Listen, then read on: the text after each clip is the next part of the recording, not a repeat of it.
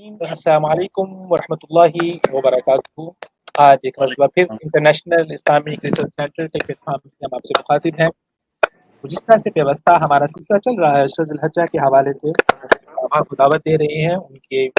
آراء سے، ان کے علم سے مستفید ہو رہے ہیں۔ تو آج اسی سلسلے میں ہم نے اپنے پروگرام میں خصوصی طور پہ دعوت دی ہے محترم جناب محمد منیر قمر صاحب کو،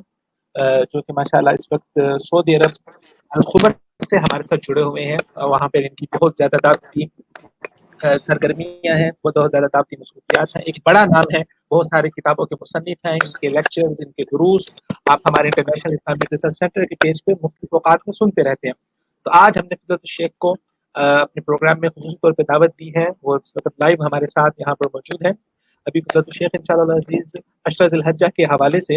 اپنی گزارشات آپ حضرات کو گوش گزار کریں گے۔ اس کے بعد انشاءاللہ العزیز لائیو سوال و جواب کی نشست ہوگی۔ آپ لوگوں کے جو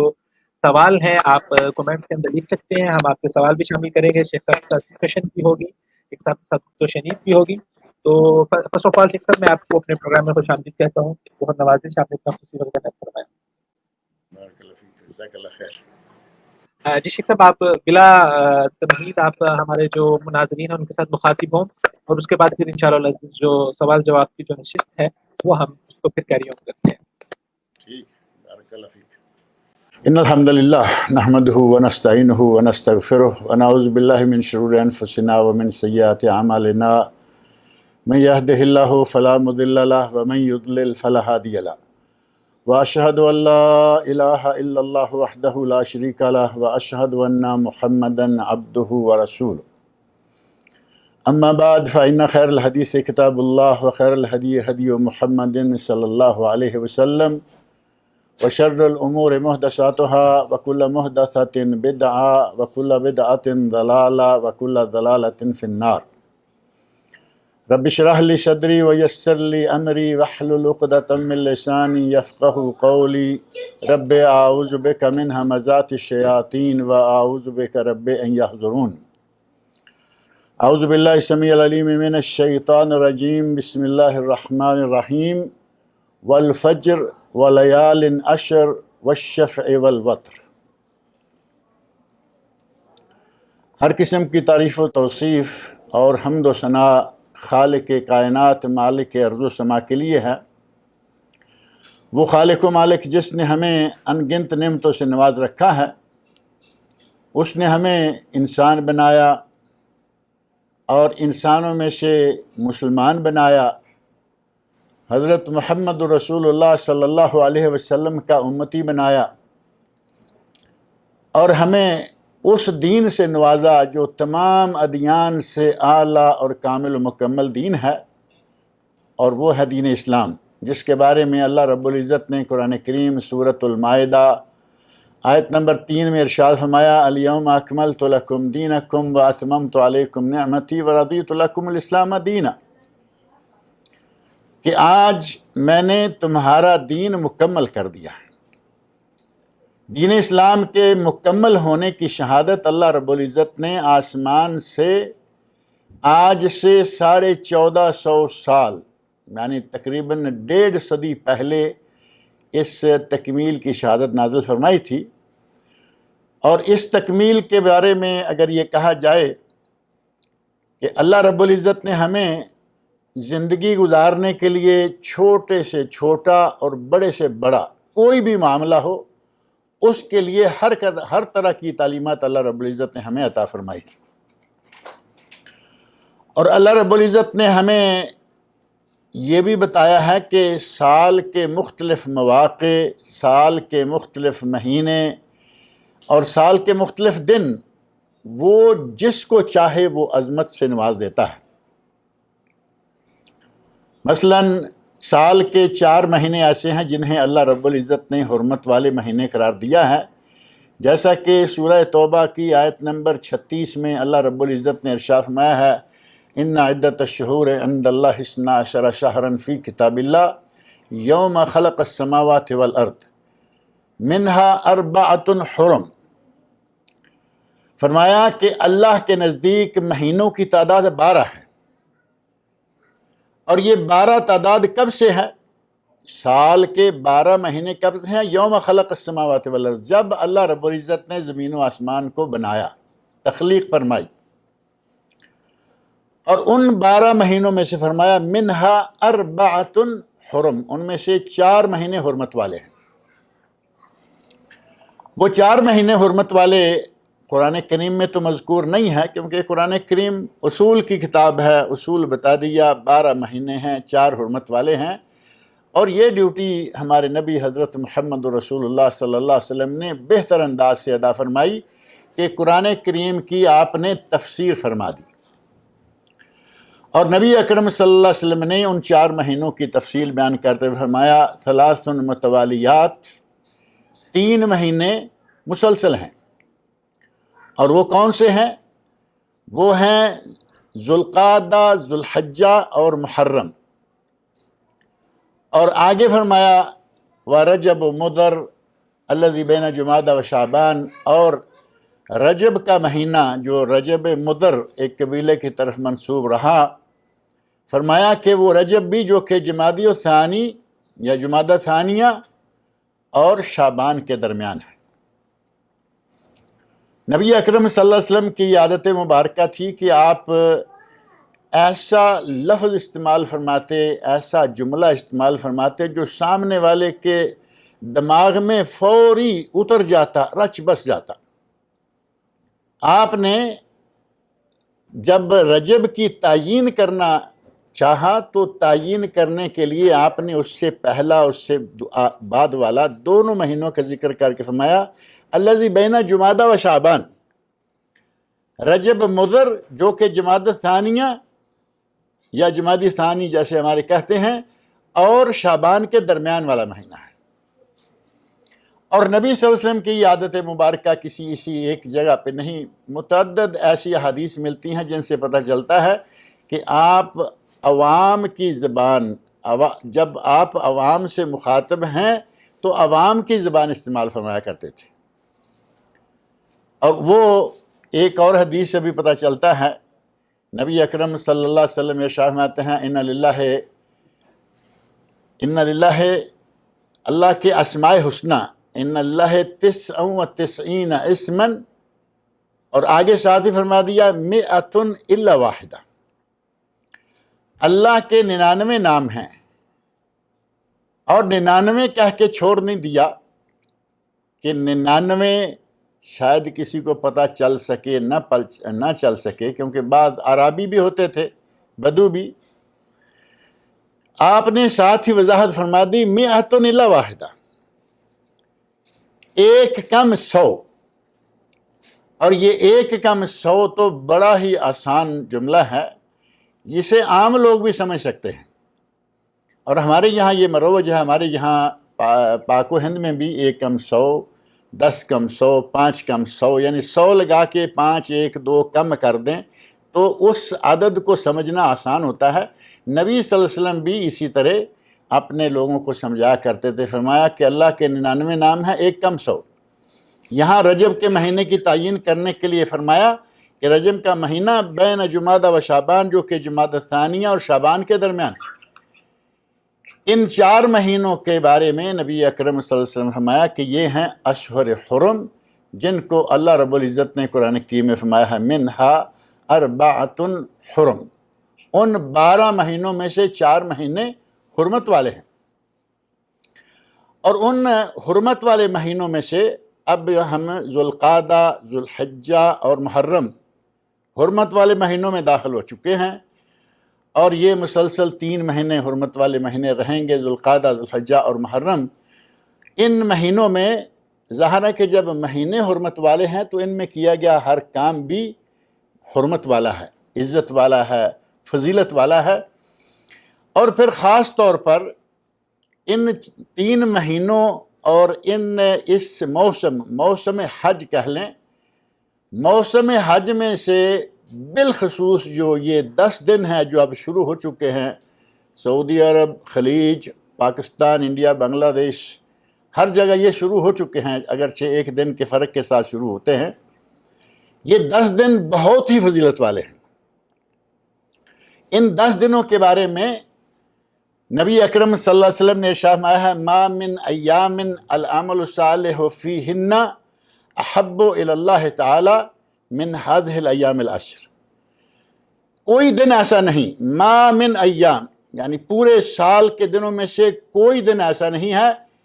جن میں کیا گیا عمل اللہ کو اتنا پیارا ہو جتنا کہ ان 10 دنوں میں کیا گیا عمل اللہ کو پیارا ہے۔ صحابہ کرام رضی اللہ عنہ کہتے ہیں ولل جہاد فی سبیل اللہ، صحیح بخاری، ابو داؤد، ترمذی اور ابن ماجہ کی حدیث، ولل جہاد فی سبیل اللہ، اے اللہ کے رسول کیا جہاد فی سبیل اللہ بھی اس سے زیادہ افضل نہیں ہے؟ اب ظاہر ہے کہ صحابہ کرام یہ سوچ رہے ہیں کہ نبی صرف فرماتے ہیں کہ ان دنوں میں جو بھی کوئی عمل کرتا ہے باقی سب دنوں سے افضل ہے، اور ان دنوں کے علاوہ باقی دنوں میں اگر کوئی جہاد فی سبیل اللہ کے لیے نکل جاتا ہے تو بہت بڑا عمل ہے، کیا اس سے بھی یہ عمل جو ان دنوں میں کیا جائے زیادہ افضل ہوگا؟ تو کہتے ہیں ولل جہاد فی سبیل اللہ، کیا اللہ کے رسول فی سبیل اللہ جہاد کرنا بھی ان دنوں سے افضل نہیں ہے؟ آپ نے فرمایا ولل جہاد فی سبیل اللہ، جہاد فی سبیل اللہ کا عمل بھی ان دنوں میں کیے گئے عمل کا مقابلہ نہیں کرتا الا رجل، ساتھ ہی آپ نے یہ فرما دیا الا رجل خرج بنفسہ و مالہ، ایک آدمی اپنی ہتھیلی پہ جان رکھ کر اور اپنی ہتھیلی پہ مال رکھ کر میدان جہاد میں نکلا، فلم یرجع من ذلک بشیء، اور ان دونوں چیزوں میں سے کچھ بھی واپس نہیں لایا، یعنی جان بھی اللہ کی راہ میں قربان کر دی اور مال بھی اللہ کی راہ میں قربان کر دیا۔ اگر کوئی اس طرح کا شہید فی سبیل اللہ ہے تو اس کا یہ عمل شہادت اور اس کا مال جو فی سبیل اللہ اس نے خرچ کر دیا، اس کا مقابلہ دوسرا کوئی عمل نہیں کر سکتا، ورنہ یہ سب سے بہترین عمل ہے جو کہ ان 10 دنوں میں کیا جائے، روزے رکھے جائیں، صدقہ و خیرات کیا جائے، نفل نوافل پڑھے جائیں، تلاوت قرآن کی جائے، ذکر اذکار کیا جائے، دعائیں مانگی جائیں، جو بھی عمل کریں گے وہ انتہائی فضیلت والا عمل ہے اور باقی دنوں میں کیے گئے ہر عمل سے افضل ہے۔ شیخ الاسلام امام ابن تیمیہ رحمۃ اللہ علیہ سے پوچھا گیا کہ ان دنوں میں کیا گیا عمل افضل ہوگا یا رمضان المبارک کی آخری 10 راتیں جو ہیں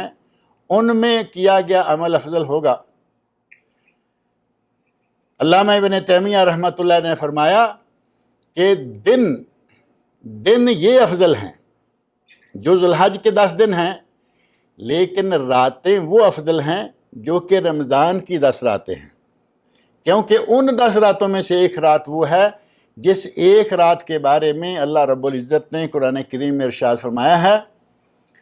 اِنَّا أَنزَلْنَاهُ فِي لَيْلَةِ الْقَدْرِ لَيْلَةُ الْقَدْرِ خَيْرٌ مِّنْ أَلْفِ شَهْرٍ وَمَا أَدْرَاكَ مَا لَيْلَةُ الْقَدْرِ لَيْلَةُ الْقَدْرِ خَيْرٌ مِّنْ أَلْفِ شَهْرٍ، کہ وہ لیلۃ القدر 1000 مہینے سے بہتر ہے۔ تو فرمایا کہ 83 سال اور 4 مہینے سے بھی زیادہ ثواب اللہ رب العزت دیتا ہے اگر کوئی لیلۃ القدر کو پالے۔ اس لیے ان عشرہ ذو الحج کے 10 دنوں کے مقابلہ میں وہ 10 راتیں، یعنی تقسیم شیخ الاسلام رحمۃ اللہ نے کیسے بہترین انداز سے کی۔ علامہ ابن قیم ان کے شاگرد رشید کہتے ہیں اگر کوئی اس سے بہتر وضاحت کرنا چاہے تو شاید نہ کر پائے۔ آپ نے فرمایا کہ دن یہ افضل ہیں، راتیں وہ افضل ہیں، اور اس سے بہتر تقسیم جو ہے وہ کوئی نہیں ہو سکتی۔ اور ان دنوں میں ان دنوں کی عظمت، ان دنوں کا مقام، ان دنوں کا مرتبہ جو ہے وہ قرآن کریم میں، ایک تو یہ کہ یہ اشہر حرم حرمت والے مہینے ہیں، اور دوسرا یہ کہ ان دنوں کی ان راتوں کی اللہ رب العزت نے قرآن کریم میں قسم کھائی ہے۔ میں نے ابھی شروع میں سورۃ الفجر کی 2-3 آیتیں پڑھی ہیں جن میں اللہ رب العزت نے ارشاد فرمایا ہے والفجر ولیال عشر والشفع والوتر، مجھے قسم ہے فجر کی، مجھے قسم ہے والفجر ولیال عشر 10 راتوں کی، قسم ہے فجر کی، قسم ہے 10 راتوں کی، اور ساتھ ہی فرمایا والشفع والوتر، اور قسم ہے جوڑی کی، اور قسم ہے اکیلے کی یا ایک کی۔ اب یہ جو 10 راتیں ہیں، ان 10 راتوں کے بارے میں امام ابن کثیر رحمۃ اللہ علیہ نے صحابہ کرام سے نقل کرتے ہوئے لکھا ہے کہ یہ 10 راتیں ذوالحج کی 10 راتیں ہیں، یہ جن راتوں میں ہم گزر رہے ہیں۔ ولیال عشر سے مراد 10 راتیں ذوالحج کی 10 راتیں۔ اور فجر سے مراد کہتے ہیں کہ فجر سے مراد ہے یوم عرفہ کی فجر۔ یوم عرفہ یعنی 9 ذوالحج کی فجر وہ مراد ہے، اور یوم نحر کی فجر یعنی خاص جو 10 ذوالحج ہے یوم نحر کی فجر۔ اور 10 ذوالحج کو اللہ رب العزت نے قرآن کریم میں یوم الحج الاکبر قرار دیا ہے، اس کی بھی اللہ رب العزت نے قسم کھائی کہ یوم النحر کی فجر کی قسم۔ حضرت جابر رضی اللہ عنہ سے یہ بات مروی ہے، اور اسی کے حوالے سے امام ابن کثیر رحمۃ اللہ علیہ نے یہ بات نقل بھی کی ہے۔ اور وہ دن یوم الحج الاکبر، ہمارے یہاں پاک و ہند میں جو حج اکبر کے بارے میں کہا جاتا ہے اکبری حج کہتے ہیں، آپ یقیناً یہ بات سنتے رہتے ہیں کہ اکبری حج، اور وہ حج شمار کرتے ہیں جو 9 تاریخ یوم عرفہ جمعہ کو آ جائے۔ 9 تاریخ یوم عرفہ جمعہ کو آ جائے تو کہتے ہیں کہ وہ حج اکبر ہے۔ اور آپ کے علم میں ہے کہ اس سال 9 تاریخ کب آ رہی ہے؟ اس سال جمعرات کو، اور عید جمعہ کو ہے یہاں ہمارے سعودی عرب اور خلیجی ممالک میں۔ اگر 9 تاریخ جمعہ کو ہو تو وہ حج اکبر، اور پھر اس کے ساتھ کئی روایت جوڑ دیں، لمبا چوڑا کر دیا اور کہا کہ حج اکبر اگر کوئی کر لے تو اسے 70 حجوں کے برابر ثواب ملتا ہے، جبکہ اس کا کوئی سر پیر نہیں ہے، خود ساختہ روایات، خود ساختہ باتیں۔ اللہ رب العزت نے مطلقاً یوم الحج الاکبر جو ہے یہ عید کے دن کو قرار دیا، اور ہر حج ہی حج اکبر ہے، ہر حج ہی حج اکبر ہے۔ حضرت ابو ہریرہ رضی اللہ عنہ سے معروف ہے، وہ کہتے ہیں کہ صحابہ کرام جو ہیں وہ عمرہ کو حج اصغر کہا کرتے تھے، اس کے مقابلہ میں حج جو ہے وہ حج اکبر ہے۔ اتنی سی بات ہے، لیکن اس کو اتنے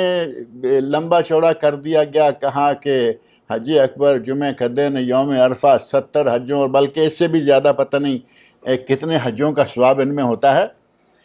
ان ایام کو اللہ رب العزت نے اتنا نوازا ہے کہ ان کی دنوں کی، ان کی راتوں کی اللہ نے قسمیں کھائیں۔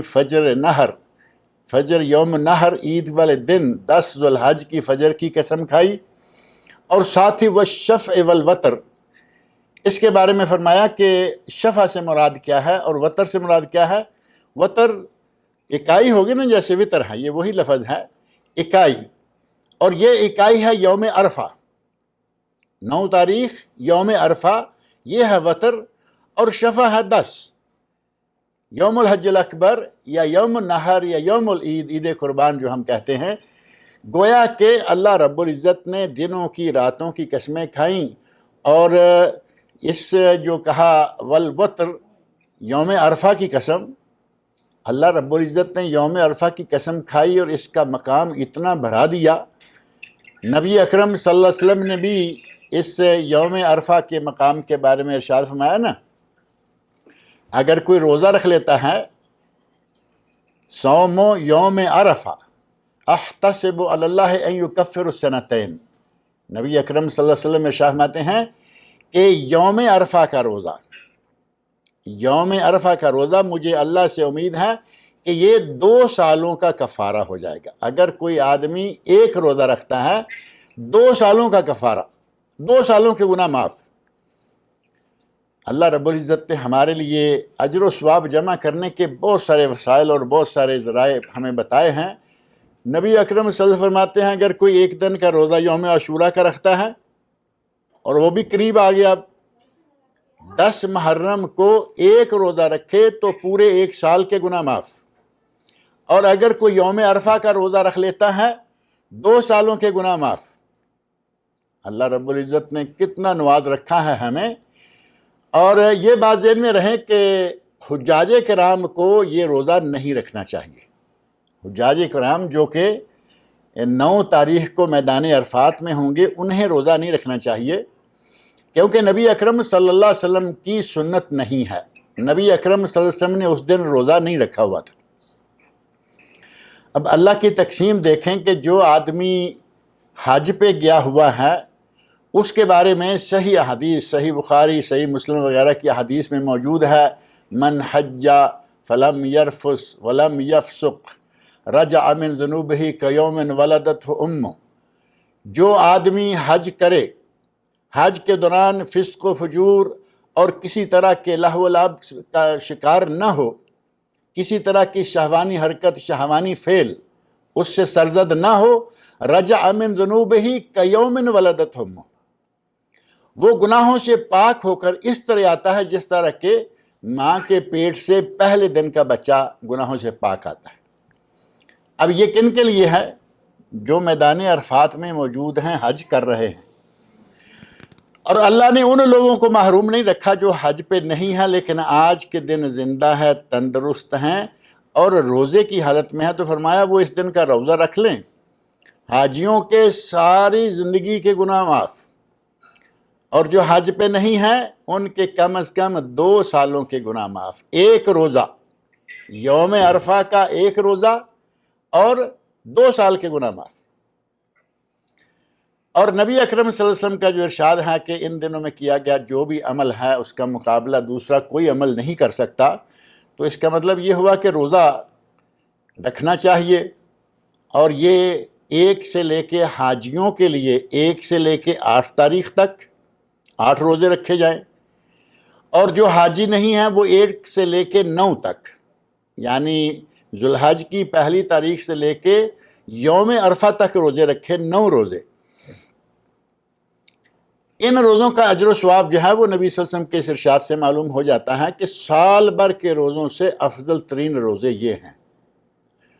اب اگر یہ بات ہمارے ذہن میں بیٹھ جائے تو ہمارے جو ایک پارٹی اٹھی ہے جس نے کہا کہ یوم عرفہ کا روزہ اس دن ہونا چاہیے جس دن کے حج، اور یہ ساری دنیا میں لوگوں کو یوم عرفہ کا روزہ اس دن رکھنا چاہیے جس دن کے حاجی میدان عرفات میں ہوتے ہیں۔ ان کے حساب سے روزہ اسی دن ہو، ان کے حساب سے رمضان کا روزہ اسی دن شروع ہو جس دن سعودیہ میں ہوتا ہے، ان کے حساب سے عیدیں اسی دن ہوں جس دن سعودیہ میں شروع ہوتی ہیں۔ وہ ہلال پارٹی جو شروع ہوئی ہے، اگر ان کو اس موقع پہ سمجھایا جائے، سمجھانا اتنا آسان تو نہیں ہوتا، ان کو سمجھایا جائے کہ اگر آپ کو 8 تاریخ کا ہندوستان، پاکستان، بنگلہ دیش میں بیٹھ کر روزہ رکھنے کا شوق ہے تو پھر آپ اس کی بجائے 8 اور 9 کا 1 سے لے کر 9 اگر نہیں بھی رکھتے، اگر افضل ترین عمل تو یہ ہے کہ پورے رکھیں، 9 روزے رکھیں، 9 نہیں رکھتے تو 2 رکھ لیں، نہ کوئی اختلاف بچتا ہے، نہ کوئی ادھر سے ادھر سے فلاں تاریخ۔ اور پھر یہاں ایک چیز اور بھی ذہن میں رکھنی چاہیے، ہمارے یہاں یہ چونکہ نظریہ نیا ہی شروع ہوا ہے، پرانا نہیں ہے، اس ٹیلی ویژن نے، سیٹلائٹ نے، میڈیا نے لوگوں کو یہ دن دکھا دیا ہے، اور میدان عرفات میں ہوں گے، آج اس وقت رات فلاں جگہ پہنچ گئے ہیں، منا سے لے کے کیا لوگوں کو جہاز سے نکلنے سے دکھانا شروع کرتے ہیں، اور حج مکمل کر کے واپس آنے، جہاز میں سوار ہونے تک پورا دکھاتے ہیں۔ پہلے کہاں تھا یہ؟ پہلے یہ تھا ہی نہیں، اس طرح کا نہ میڈیا تھا، نہ یہ سیٹلائٹ چینل تھے، نہ یہ باتیں تھیں۔ اس وقت لوگ جو ہیں اپنے ملک میں جو 9 تاریخ ہوتی تھی اس کا روزہ رکھتے تھے، یوم عرفہ۔ آج ہم دونوں کو لے سکتے ہیں، پرانے زمانے جو 1400 سال کا عمل ہے اس کو بھی لے سکتے ہیں، اور موجودہ دور میں جو میڈیا نے ہمارے سامنے ایک نیا موضوع بنا دیا ہے اس کو بھی لے سکتے ہیں۔ 2 روزے رکھ لیں، مسئلہ ختم ہو گیا۔ اور ان ایام میں جو عمل کیا جاتا ہے اس کے بارے میں شیخ الاسلام علامہ ابن عثیمین رحمۃ اللہ علیہ سے بھی پوچھا گیا کہ روزہ جو ہے وہ کون سا افضل ہے، تو انہوں نے کہا کہ روزہ جو ہے وہ روزہ ہی نہیں بلکہ ہر عمل، جو بھی عمل ہے وہ ان دنوں میں کیے گئے عمل کا کوئی مقابلہ نہیں کرتا، یعنی سب سے افضل ترین ہر وہ عمل ہے جو ان دنوں میں کیا جائے۔ تو انہوں نے ایک بات مترکن کہی کہ اگر رمضان کی آخری 10 راتیں 10 دن لیے جائیں تب بھی ان دنوں کا عمل جو ہے وہ افضل ہے۔ تو اس کا مطلب یہ ہوا کہ رمضان المبارک سے بھی ان دنوں میں کیے گئے اعمال جو ہیں وہ زیادہ افضل ہیں، تو کیوں نہ آدمی ان دنوں میں عمل کرے۔ نبی صلی اللہ علیہ وسلم نے 9 تاریخ کا روزہ نہیں رکھا ہوا تھا،